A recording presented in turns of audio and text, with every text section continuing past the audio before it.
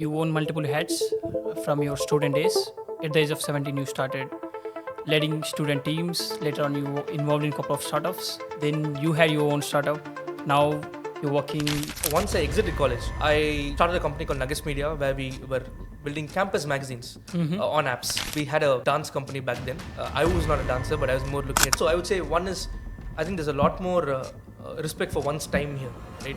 Typically, people value their weekends. People value their time after work. Whereas in India, you typically work right through, and so you need to be conscious of the fact and not to bring in that culture here, right? Because it would not be looked at very well. Every youngster, right, should pick up a team sport, like mandatorily. They may not be good, bad, etc. But in school, if they play a team sport, I think all this to an extent comes automatically. Right? Because again, you don't think about improving as a team, you can never win. You may be the best batsman, but what's the use of being the best batsman if your team doesn't win? One of the most important things for any youngster. Hi everyone. I got a chance to interact with Saravan, who is Director of Business Development and Marketing for BCT Consulting Group. He's also Vice President and Trustee for IIM Bangalore Alumni Association. We spoke about many topics like how it is different from work culture is different from India and UK, how it is different to lead the companies in the UK, how a young guy who started his career, what are the skills that he needs to nurture, and then many life lessons from the sports that is very interesting to hear from Saravan. So I'm sure if you're like very serious about your career and who just started your journey, like you'll have many takeaways from this episode. And thank you very much. Hi, Sarvan. Thanks for being a guest on my podcast. Hi, How are you Naren. feeling? Absolutely great and good to meet you. Hope you had a great Diwali. Very excited to talk about your journey. So, going back to your journey, you own multiple hats from your student days. At the age of 17, you started leading student teams. Later on, you were involved in a couple of startups. Then you had your own startup. Now you're leading a big team in London. So, I'm very curious to know your transition from Chennai to London, and then if you go back to your bachelor days when you started out, 17-year-old guy. So, what has been that journey been? Briefly. I think it's been quite an eventful journey, right? In many ways, Chennai is home to me, and if you ask me, I never thought of leaving Chennai ever, right? That's how born and raised in the city, and the city made me what I am. But I think, as you said, at the age of 17, I was very much entrepreneurial in nature. Always wanted to start a company. In fact, I remember back then, just after college, we had a summer break, and I spoke to a friend, and I was telling him that a senior of mine, and I said that I'm always wanting to start a company. He said, "Why don't you do it?" I said, "I'm only 17, right out of school." When was that? What year? It was 2011, right? And I'm in 10th class probably. and he said, "Start." And I'm like, "Okay, I'm just 17. I'm just out of school." And he said, "So what?" And that was kind of the, I would say, the push to start. And we had a dance company back then. I was not a dancer, but I was more looking at it from the business side of it. A very good friend of mine who was my batchmate from school, he was a dancer. So we formed a group of around 20 youngsters from across Chennai, all students, right? And started performing in corporate shows and things like that. So that's a great learning experience by itself. Talking to businesses, because they all had their annual day, company shows for clients and so on, and we would go and perform. Right. So we made quite a good wave there, and that was that. That was my first quest Start. right? And lot of learnings. And then I joined college in Gindi. Again, that's probably the place where I transitioned from a boy to a man, right? I think college life, especially UG, I think is very special for everybody because it kind of I think school is very different from college. I think that's where we get the wings right to explore everything. Yeah. We start thinking like adults to a large degree. 100%. Yeah. And that's where I would say the change happened. College is great. I was a lot of good experiences. I was the student director during my final year. That was a great experience itself. And subsequently, once I exited college, I started a company called Nuggets Media where we were building campus magazines on apps, right? And we partnered with a company called Magster. Okay. Magster was founded by a senior of mine from college, Girish Ramdas, again a very good friend. And we wanted to ensure that typically we felt that colleges are functioning, every department is like an island. So let us bring in technology to campuses and ensure that everybody in the campus knows what everyone's doing. That's the initial idea. Essential idea. Probably we're a little early for our time, but we did sign a few good institutions in Chennai and Bangalore. But how do they get the access to the magazines? Digitally or by supplying to papers? Apps, right? Oh, cool. On Yeah, iOS and Android. That's where applications. Maxter came in. They were the technology platform, and we used to get the content from the colleges. It's like a newsletter on an app, right? Every college got to have their own campus app, right? And probably we're a little early for our time. And while I was moving out of Nuggets Media, joined Maxter. I was there with them for a while. I was heading the content development and audience development for Maxter itself. And subsequently, post that, again, the entrepreneurial bug kind of bit me, and I started started working on Food Wall, which is a social network of food, right? In the sense, the essence of the idea was that many a times food is probably the most, a lot of people spend money on food. Most happening probably. Yeah, even if you're not a foodie, you have to go out to eat. It could be with family, it could be with friends, it could be a business meeting.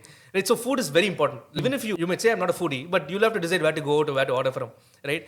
And a lot of the existing platforms were not peer-to-peer. In the sense that if you post a review on a particular existing platform, it is not that anybody would comment or share it, right? Okay. It would be very, like a Google review or even on Zomato, it is not very social in nature. It's not, yeah, Right? all right. So there's no communication or discussion on a particular thing, right? So that's the idea. We felt that there should be a peer-to-peer platform. That's how we started working on it, and that was my second entrepreneurial stint. Is it during the wave of Instagram is like Yeah, very I happening would say during there's the many college? ways like an Instagram for food. That's where it was, and But what inspired is just again making food reviews accessible to no, everybody. purely because every time when we wanted to go out, I would think that we would typically think of the same old restaurant. We'd get a brain freeze, right? Okay. And I think it will happen to you also. You think of some restaurant, where do you want to go? And suddenly when you want to go out with your friends or family, you'd again be thinking of the same 2-3 options, right? And the other thing is you're scared to experiment sometimes because you're going out and you don't want a bad experience, right? So in many ways, then we felt that it's important that the best recommendations are ones from friends. So we should have a platform where a friend can recommend a restaurant. So Okay. you have a bucket list kind of thing where if somebody sees a good restaurant, you can actually go and add it to your bucket list. And next time you want to go, just look at your bucket list and you know where to go to. So that was the essence of that idea in many ways. And along the way, I also was consulting with Natural Salon, the chain. It's India's largest salon. Working very closely with the co-founder and CEO, Mr. C.K. Kumaravel, entrepreneurs. Again, great learnings which I'll probably share in depth. And, yes, and well, this was all happening. I would say the UK shift happened. I never did think that I will probably come to UK. Never thought I would leave Chennai for that matter, right? And so there's an opportunity that just came up, right? I was getting married. My wife was based here. And the initial idea was to actually shift to Chennai, the base to Chennai. And but it just happened that there was an opportunity that came up here. She was as well here. And we did feel that exposure-wise, it would be a good, decision to take in terms of moving. And I think, to be honest, this is the most pivotal decision of my life, I would say. Yeah, we'll talk about that, your journey in the UK later. The evolution that happened in terms of coming out of my comfort zone, I think has been great. So the learning has been great. And yeah, and I also did a program in IIM Bangalore. Yeah. Which, again, while you learn from experiences, many times I've learned from people. I'm somebody who learns from people. I feed off energy from people. But I did feel like, while all that's happening, it's important to also probably be a little more data-driven and process-oriented in the approach. And that's where that happens. So otherwise, yeah, this has been my journey. Going back to your B.Tech days, right? While you were a student or even post finishing graduation, right? What is like, so all the time in your free time, your discussions with the friends, all the time, let's build something or else let's work on something which would be useful to anybody. How you should spend your free time? I would say, not that nerdy type, but I would say yes, I was very passionate about building something or starting something, creating a brand. Okay. More than anything else, creating a brand and solving a problem. That always fascinated me. So you, right? And branding is your it's like your core. Yeah, I think solving a problem, trying to, create a brand or solve a problem. Okay. I wouldn't say it's not that you need to be, it's not about just starting a business, but it's just a passion. Okay. I've had it right from my school days, right? I told you, they just studied. So somehow I always felt like, I was inspired by entrepreneurs, right? Who were creating a change. Okay. Including our group CEO, right? Okay. So I always kind of was inspired by entrepreneurs about solving a problem, creating jobs. And that's something that always inspired me. So not all my free time, but that would be something that I would love discussing with my friends. All my friends know it. We'd always discuss about, what's the next big thing? What can we do? This and that. And of course, I think, it would never be serious discussion because in the sense you love it. So you just discuss out of passion. Like it is a passion and you speak about it, but you don't realize you're speaking about it. I think You can go for hours and hours. Years and hours. Like my business, right? So I would just brainstorm with friends. Okay, what are the next big thing and things like that. And generally we'd also brainstorm about different things, right? So yeah. Okay. Yeah. So what happened? Like why you have to move to UK? Although you were like building companies in India, although you had a very good CV, right? Yeah. And India, it's India in a stage that where a lot of companies are booming and a lot of companies are like becoming global as well, right? So what made you to come to the UK and then pursue your career over there, lead the teams over here, let's thinking that why is the switch? Yeah, I think essentially this is not something that's planned. Probably I didn't know it till early this year. Okay. I wouldn't have really thought about it in the deep sense. As I told you, I was somebody well, in Chennai. My network around my was built in Chennai. To a large degree, I was doing well. But of course, my startup also was taking its time to mature. Okay. Right. And in the meanwhile, there's just a direction that I got that I think this is good to go to UK, and there's an opportunity kind of landed up. The Okay. company I'm currently with, they were starting their operations in the UK and for the UK and Europe region, and it just kind of felt like a great balance as well, a great match. And my wife again was is with Living EY in in the London, UK. right, and she was doing well, and I just did feel that perhaps there's something that is something that would be a good, I would say, stepping out of my comfort zone in terms of a different market, completely different kind of region. It's from scratch. And one more thing, this opportunity, as I said, is also very entrepreneurial in the sense that while as a company we may be big, as far as this region is concerned, we're just starting off. So that's another excitement, right? We're building the brand from scratch in this region. So I just felt it was a good marriage. And if I didn't take the decision now to step out of Chennai or India, I think I would never have done it. Right. So I felt like this is the right time to make the move. Even though you came to UK, again, like you said, you were building some things from the scratch. You were trying to expand in the UK, trying to expand in the Europe region as well, right? So, what is your job role exactly looks like? I know, as a business development manager and marketing, leading the team of marketing, how do you like try to expand your company? What do you exactly do? Yeah. If you can break it down. Yeah. So as a director of business development and marketing, one of the primary roles that I do is I handle the business development for the UK and Europe region, and I also handle the marketing for BCT Consulting, a company, right? So one of the primary things is to position the brand well, Okay. to create the foundation for us to grow in this region, right? And also build the brand and position the brand across the globe, right? So again, every day when I wake up, the goal is to how do you ensure that you create the brand? How do you ensure that you create trust in this market? How do you emulate the success that you've had in different markets like the US, Middle East, and India, and APAC in this market?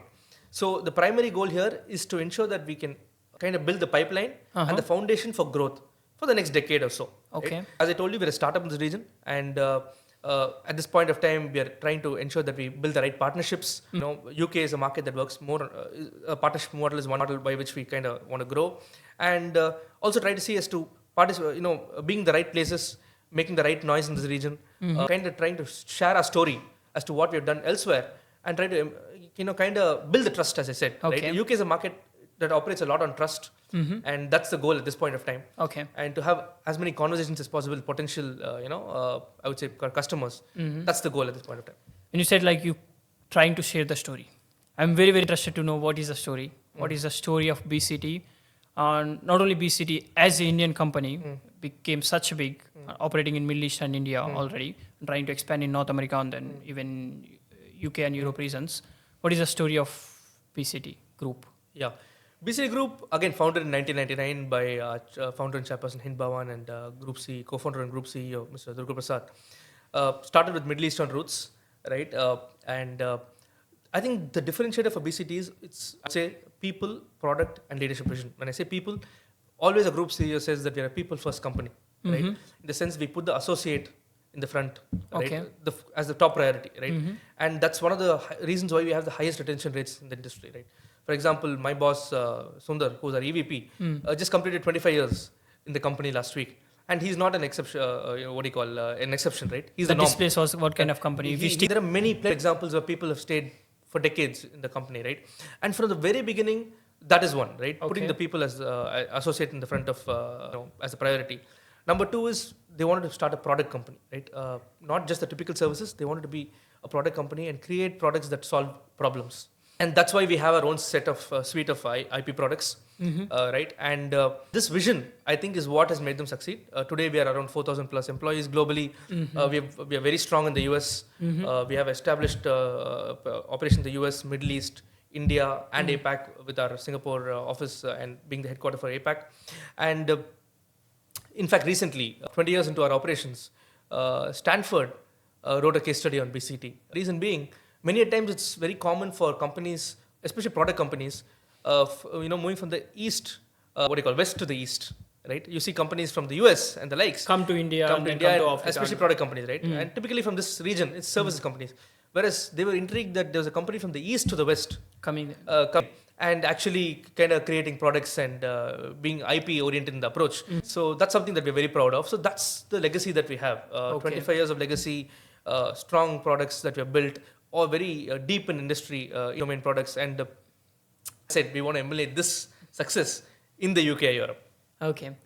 So how is the experience of telling the same story to European clients and UK clients? I see. In terms of you had dealt with a lot of Indian clients before, right? And you have worked with a lot of people from America and India.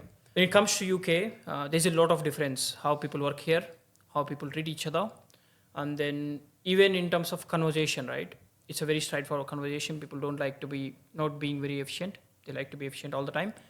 How is your experience when you try to sell the services, try to expand your business over here? What is response from the people? What's the difference between India and UK markets? See, basically, I think one fundamental difference is UK as a market is quite mature. Okay. When I say mature, there are already companies who have been here for, say, a decade or more. Okay. Right? So you're trying to compete, I would say, against companies that have already been here. Mm-hmm. So one is why you. So it's very important for us as a company to share our USP. Why BCT different from the rest who are already here, right? Secondly, I think one thing that differentiates this region is that the sales cycle, I would say, is slightly longer, right? It's not as quick as, say, India and US. It would take a minimum of, I would say, even 8 months to journey cycle, right? From the first meeting to, say, the sale. Right? Also, more than being sales oriented, I think it's very important to be consultative, in the sense consultative selling, where you talk to the client or customer, Give them advice as a doctor, like probably a tech doctor, understand the problem, sit in their shoes and come out with a solution. Okay. Right? So it's very, very important to be, I would say, like a friend, coach, build the trust first as to why you. And again, in this region per se, since we are new, we are the brand ambassadors, right? Because we are building the brand. So it's very important to put out the message of the company in the right way. Be patient, not be too pushy. Very, very important. Because in UK, it's not like everybody's in a hurry. In India and US, it's much faster. People are in a hurry to move. Here, they don't change very easily. Right, so it's very important to make them feel comfortable. Be the friend with them, and I think that is the fundamental difference between European clients. And again, ultimately, I think any region, I think the first thing that you go, right, people buy from people, right. So it's very important to understand be culturally sensitive and understand the local culture. How do they operate? How do they do business, right? And work in their style. We can't come with our style. Okay, this is what has worked for me in the US. This is what has worked for me in India. Let's come and replicate. No. You understand the market from ground up, and then that's the strategy that we are adopting. Yeah. Okay.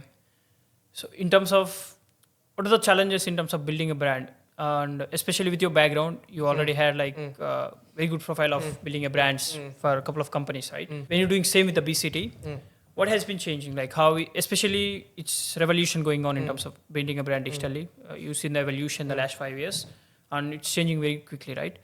So what is a major challenge for you to build the brand here, especially digitally over here in UK? In terms of digital, I think, again, digital or, non-digital, I think same thing. First is foremost is try to create the trust. Okay. Right? Trust that you are an expert or you are the right partner for someone in that transformation journey, digital transformation journey. That you do through being the right places, being the right events, talking to your potential customers, also, putting out content, blog posts about what has probably worked in different regions, blog posts about some of the case studies in different clients, success in different regions, success in different projects. Also, we're also looking at hosting webinars with thought leaders. Again, these are all, but most important, I think, in terms of branding in the digital space is to be consistent. I think you know it, like you're running a podcast. One of the most important things, I think, is to be consistent. Right? You can be great, but if you're going to be once in a blue moon, you're going to lose your traction. Right. So it's very important to be consistent and I would say, operate with some amount of integrity. Okay. Because they should trust your brand, right? To be authentic, to be not real. I think that's very important. To be consistent, to be authentic, and to be real. Okay. I think that's the most important essence, I think, in terms of building a brand, especially in the digital world. Yeah. Now you almost had experience of building a brand, working for a couple of companies. Now I can say that leadership is instilled in you, okay? But where the spark happened in the beginning? To be a leader, to lead the teams, not just like any other guy, work, look after yourself, and then whatever the goals, see, there's a two kind of goals people have, right? One is personal, one like few people like wants to lead the teams, wants to do good for the others at the same time, they wants to balance between the company and themselves, right? For you especially, where is that spark happen initially?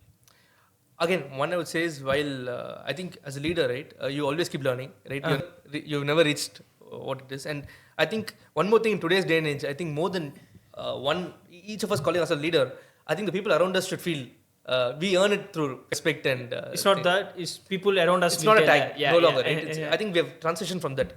Gone are the days where you have a tag and people think, today people respect you if you genuinely lead by example or act by example. In terms of, again, I would say it all started from my passion for being an entrepreneur, right? To create something, and with creating something, I think comes, you need to build a team. Okay. Right? I think one of the inspiration for me in terms of building a team or the lessons that I learned is from the game of cricket, right? I'm a ardent player of cricket, right?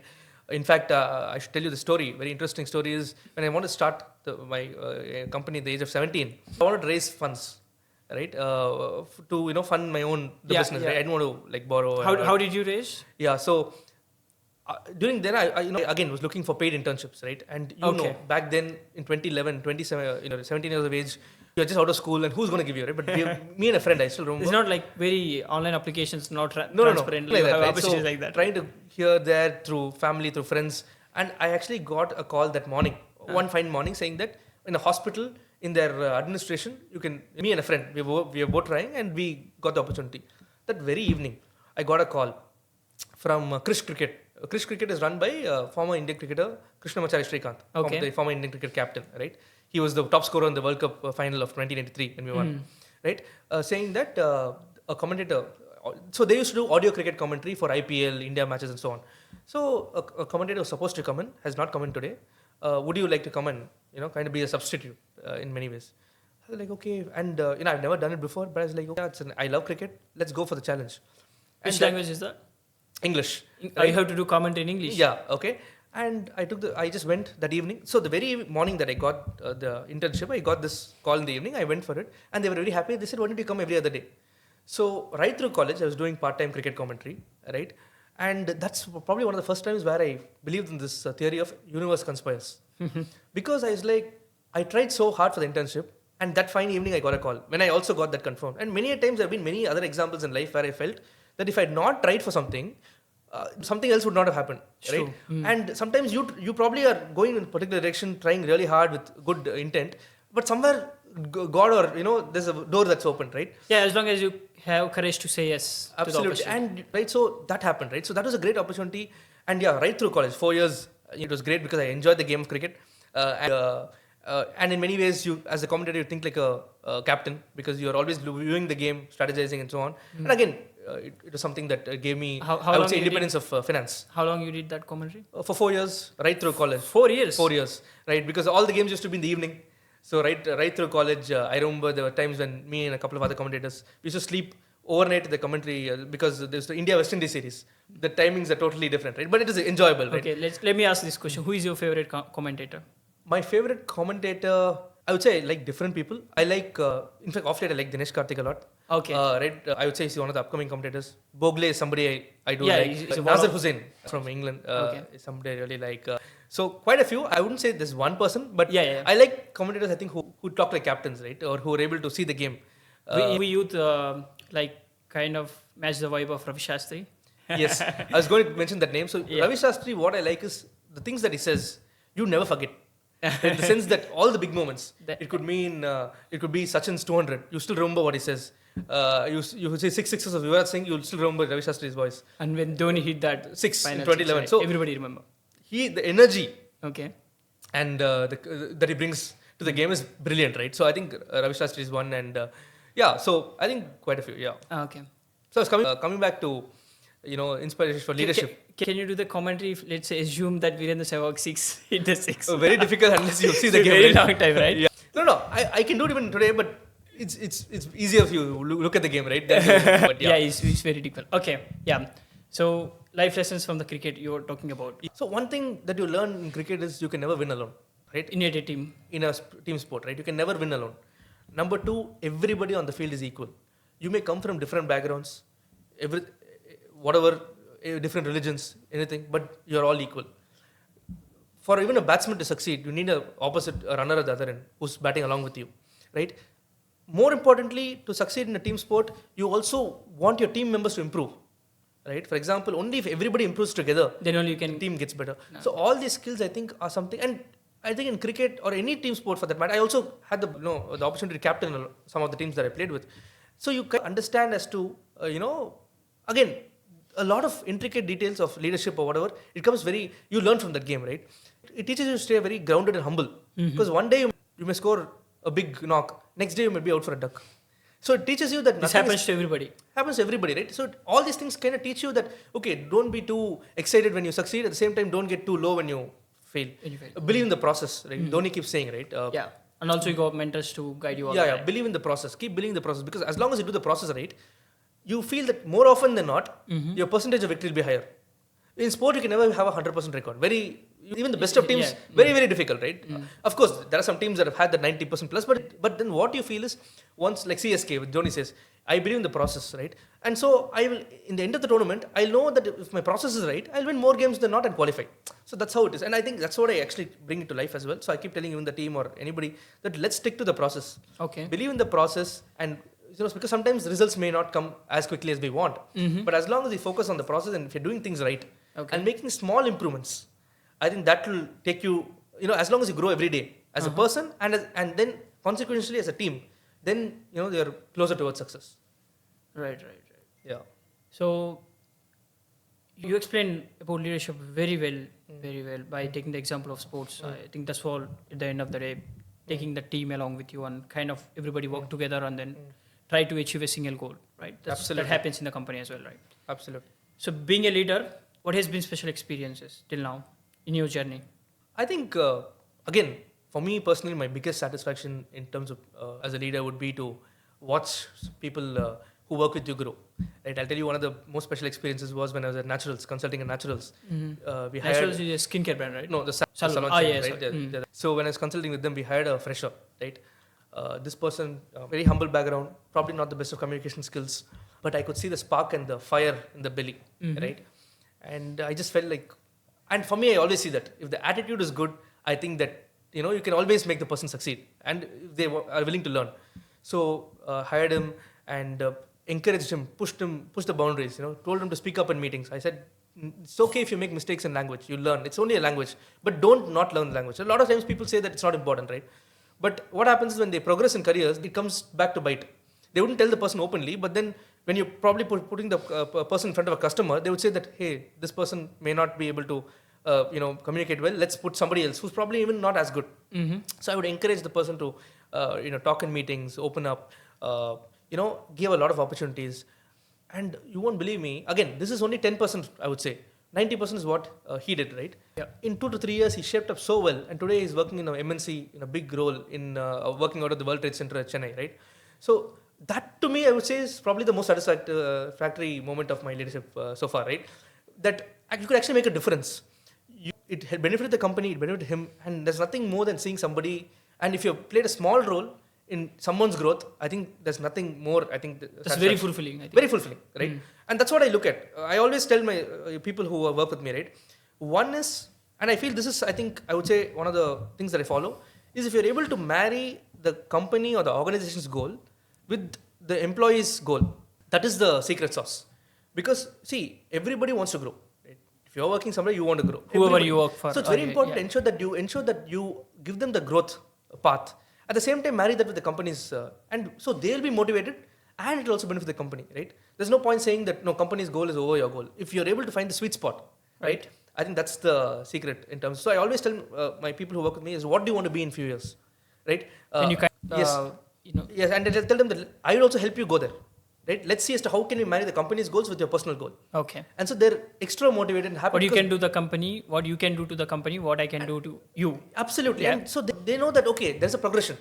So if I grow, So if I work hard, I also grow personally, and it also benefits the company. So I think that's very important in today's because everybody's ambitious in today's world, right? As a country, we're all very ambitious. Everybody wants to go to the next level. Very important to help them and be in the journey, not just to direct them, but to ensure that you more like a mentor and walk the path with them. I think that's critical. Right. But how many people are like this? I'm very curious to see the statistics and like that. But don't you think that like even managing in the companies, right, as a senior manager or executive, lot has been changed in the past few years. The way that people are leading the teams. If you're a fresher, right, the fresher today has a different attitude than the fresher 5 years ago. Absolutely. Even in countries like India, it used to be very bossy culture before, as you know that, but now it's changing a lot. And if you see the work culture in the UK, it's totally different. What has been changed in the leadership, the way people are leading the teams? No, I think as you rightly said, like today, I think it's very important. No one is going to do something just because you tell them to do it, right? You need to ensure that every decision that you take is kind of, they're also their views also taken into. They're also participate. They're also part of the decision. Okay. It's not like it's just an announcement made and say you have to do this, so that they feel involved with what's Have to happening. give weightage to their ideas. If they're Yes, contributing absolutely, something, right? It's a two-way. There's no longer just a one-way communication. Number two, I think today people don't like or they don't like to be bossed around, right? Which is good, right? So you need to be very. I would say today I think leadership is much tougher than what it was a decade ago. Because back then, as a boss, you could just say, "This is what I want. It will be done," and it was much faster in one sense. Today, Like, you have to be people leader, isn't it? you need to spend some time. Spend some time talking to them. Building a rapport, earning their trust. Most important thing is today you need to, as a leader, earn your team members' trust for them to work with you.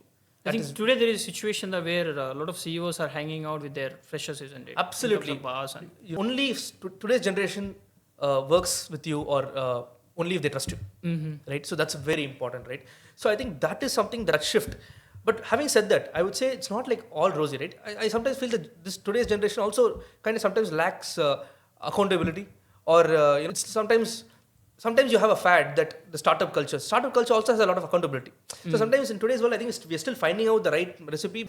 And I think success in terms of leading today's generation, I think would be to give them freedom, but at the same time have the right checks and balances, right? Not be micromanaging. At the same time have the right checks and balances to ensure that you have some accountability. And again, the last but not the least, I think leadership, again, why I say it's tougher is everybody has to be led differently. Right?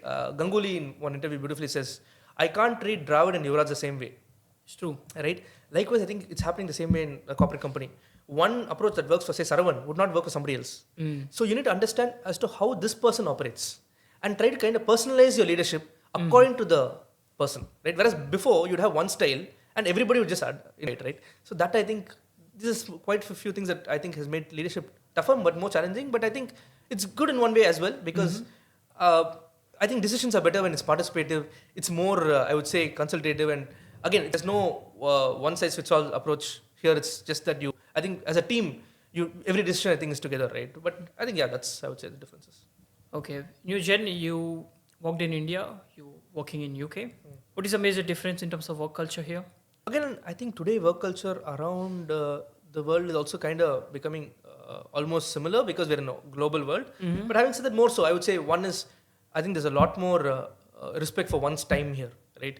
Typically, people value their weekends, people value their time after work. Whereas in India, you typically work right through. And so you need to be conscious of the fact and not bring in that culture here, right? Because it would not be looked at very well. At the same time, I think, as I told you, they're not as much in a hurry here, right? So you need, again, as I said, I think most important thing, I think, is to be culturally sensitive, understand how they have been all these years and adapt to that, right? Okay. Than trying to come and say that this is what's worked there, this is how I have been, and forget whatever you learned there, unlearn, relearn, And then you right? have to start. So I keep it very simple. I don't try to complicate. I came here with a fresh slate thinking as to, okay, what is the culture here? How are the people here? And try to do it in their style. Did you find anything like very challenging when you initially tried to implement? I think one good part is my entrepreneurial experience has made, I love challenges. So now nothing feels very difficult. And I thrive in challenges. So if you ask me, I'm sure there have been challenges, but That's makes how you the bond. job exciting. Right? So every day is new. Yeah. So in fact, one of the biggest things that I learned from entrepreneurship, I would say, is being resilient But more than anything, I think you are able to operate from a zone of uncertainty. Right? Likewise, even here, right? So there are challenges, of course, in managing people. Of course, the market is new; it's different. It's probably slower than some of the other markets. But and as an entrepreneur, the number one thing is you will never accept a no, right? For any problem, if somebody says this can't be done, your mind always goes to no. Why can't this be done? So that's the approach that I go with. If there's a roadblock, I'm like, no, why can't? There's an opportunity, right? There has to be an opportunity. There has to be a way out. So I think that is something that it comes very naturally, right? And again, I think as an entrepreneur, one thing that you always think about is cash flow, right? Today, even if I'm working in a company, I always think about what's the cash flow, or rather, profit loss, so on and so forth, or in terms of the larger picture. You can never think as one individual, right? It's not about you, your team. It's about the entity as a whole. So these are skills that I think that you carry as an entrepreneur, which you carry all through. Wherever you are, you can only think of the larger picture. You can never think of just you yourself or your team or your small goal. Yeah. So imagine a fresher just joined the company, right? If he's trying to think about like how much company is generating, how much they're losing, what is their problem solving statements and all. Do you think these are the signs that like he's going to be a good manager or is kind of a CEO in the future? Absolutely. I think as a leader or any, I think it's very important for anybody to always think of the entire larger goal, right? Not just about, for example, again, I'll take cricket. If you're a young batsman, why was Dhoni recommended to be the captain, right? After, the seniors were moving. Because the seniors in the team from Tendulkar felt that Dhoni, although he's a young person, always took initiative, always looked out for others, always gave his input. Because they saw that he's not just bothered about his wicket keeping or his batting. He's thinking about what is good for the team. So, and one more thing, sometimes you can only work well when you know the larger goal of the company. Right? You understand, okay, where are we as a company? What are the challenges we're facing? What are the decisions that we should take for the company's benefit, right? Ultimately, otherwise you'll just be a solo. Again, that's why I say, in fact, one of the things I feel is every youngster, right, should pick up a team sport, like mandatorily. They may not be good, bad, etc. But in school, if they play a team sport, I think all this to an extent comes automatically. Right? Because, again, if you don't think about improving as a team, you can never win. You may be the best batsman, but what's the use of being the best batsman if your team doesn't win, right? So that kind of thing, that approach will come into play if you're in any team sport, right? But yeah. Listening to you, I bet like you had many 2 a.m. brainstorming sessions, right from when you're young. So what's your inspiration? Who is kind of like mentored you when you're young, and then what kind of mentorship you got? Yeah, I think I've been blessed to have good mentors around me and role models. Again, starting from a group CEO, right? He's in fact alumnus of my college, College of Engineering, Guindy. Oh, he was again from 1982 batch, CEG, Okay. Guindy Engineering College, right? And again, his entrepreneurial story. I've had the opportunity to see him from up close, and today I have the privilege to work under his leadership. Oh, do you know like when he established the company? Yes, he used I've to seen be the a journey. senior and he started the company. Yeah, no, of course he's way senior, but yes, I've had the opportunity to view the company from quite close, from scratch to from building, scratch, like, and I've seen the journey as to the struggles and so today it's a privilege to kind of serve under his leadership. And so again, from him I learned the ability, I would say, to stay very humble while and to be very not be emotional about successes, but to be very grounded. I think one of the things that you learn in the long course of a journey is that highs are there, lows are going to happen. So it's very important stay the same. Stay the same and be resilient, right? BCT as a company has gone through various ups and downs, but I think the vision and the I would say to be resilient or to be focused, I think helped right through.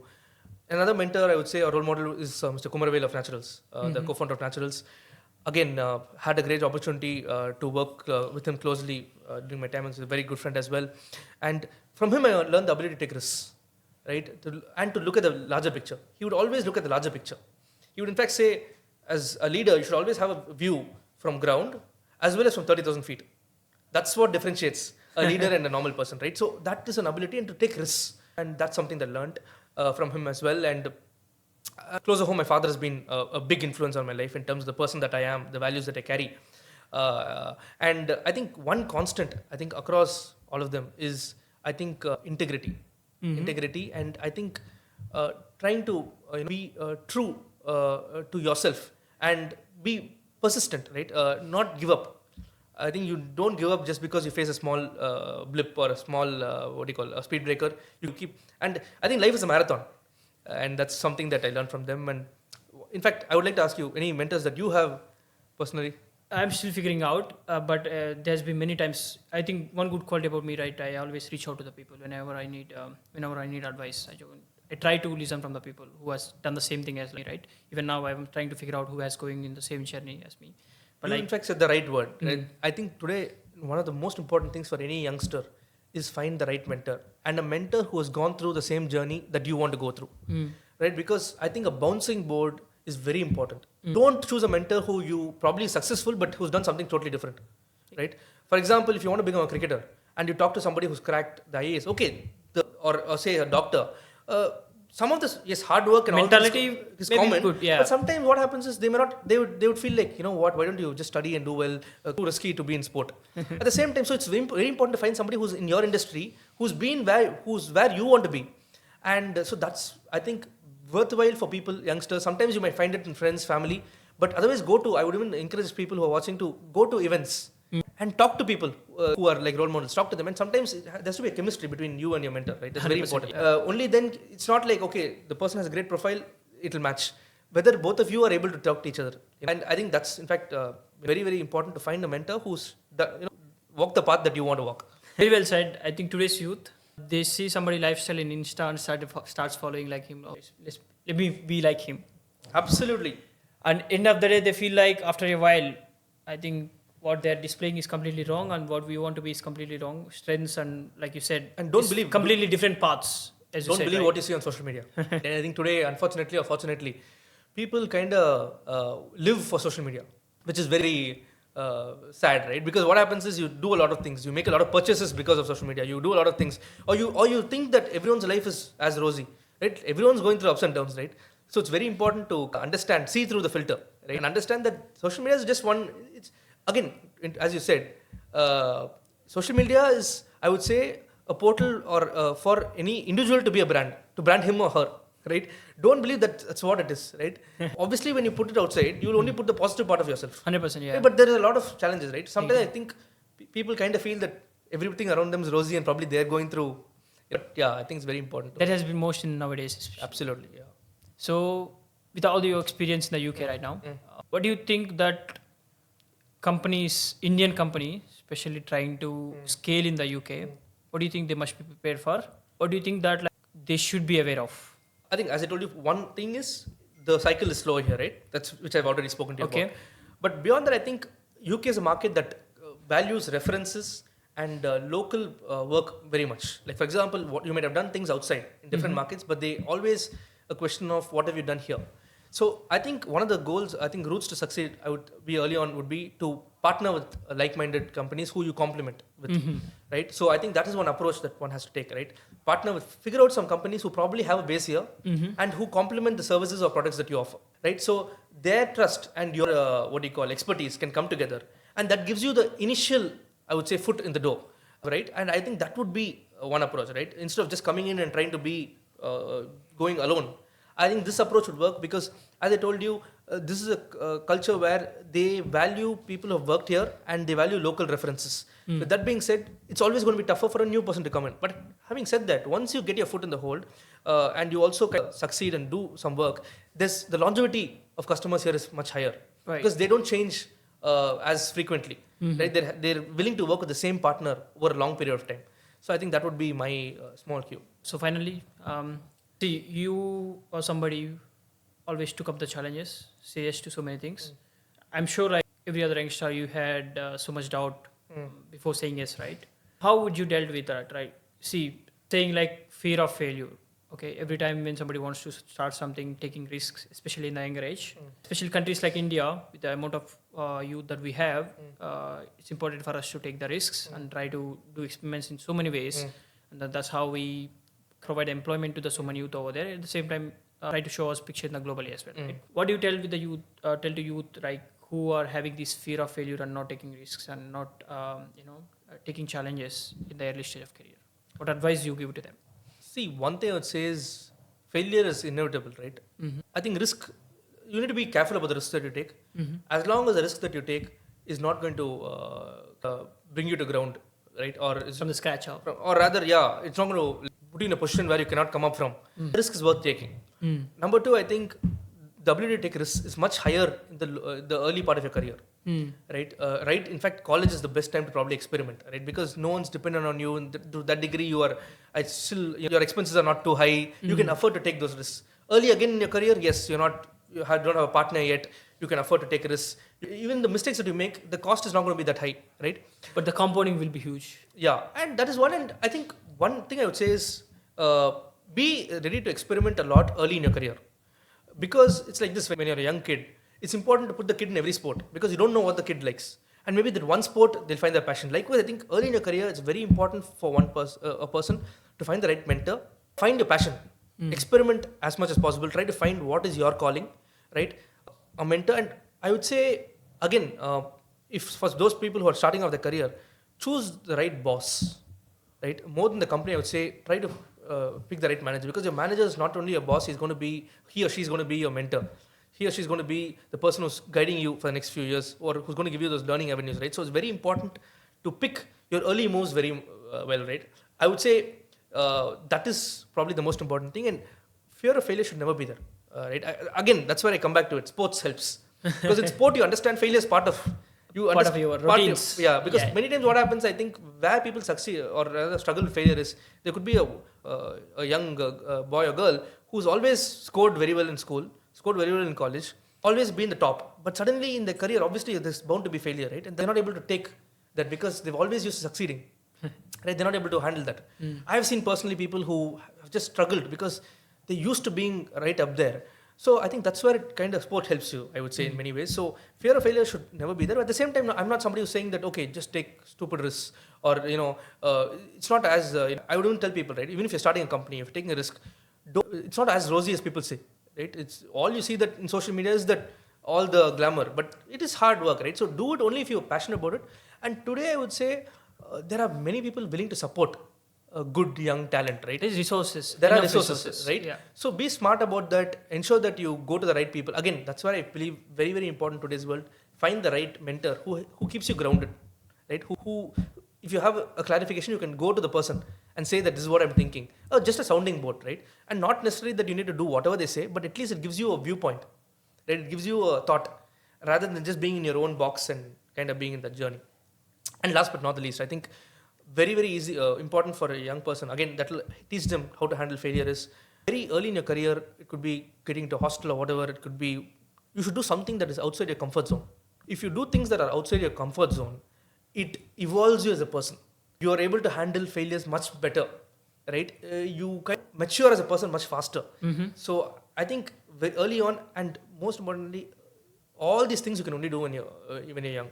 Because as you grow older, you would not be able to take the same or the opportunities would not be as many, right? Or you would not be able to do Be restricted, right? Taking risk. Yeah. So when you're young, that's the best time to explore. I think exploring when you're during the college time and just after college is very, very important, because you kind of figure out yourself better, you understand what things are, and that sets you up for the next 20-30 years in terms of your entire career. As you're speaking, I kind of thinking like, what would have been if the same things somebody told me when I was in B.Tech. You told like very good points. Number one is people don't leave the company, people leave the boss. Second thing, don't be in comfort zone. There's a very good quote that is there out. Ship is safe in the harbor, but that's not what it's built for. Absolutely, right? And you're bound to fail, right? And rather you can fail by trying and doing something that you actually really passionate about, than doing things that you're not passionate about, right? And I think our generation is one that we cannot do something that we are not passionate about, right? We are built in a way that we are only ambitious, or we can only give our 100% if we really believe in something, right? For example, when I'm here, I'm breathing, sleeping, and I'm enjoying what I'm doing, right? My generation, we can't just do something for the sake of it. Whereas maybe a generation before, or a grandparents' generation, they compromised a lot. Yeah. They would go to the 9 to 6. They were very happy as long as they just were, the routine. Retire at 60, it's a job. Today you're doing a job because you want to make a difference, or you're passionate about it. So I think you want people to know what you're doing, and then more than that, you want to be. I think in many ways you want to be true to yourself. You want to sleep knowing that I've done something that I love. So I think that is very important.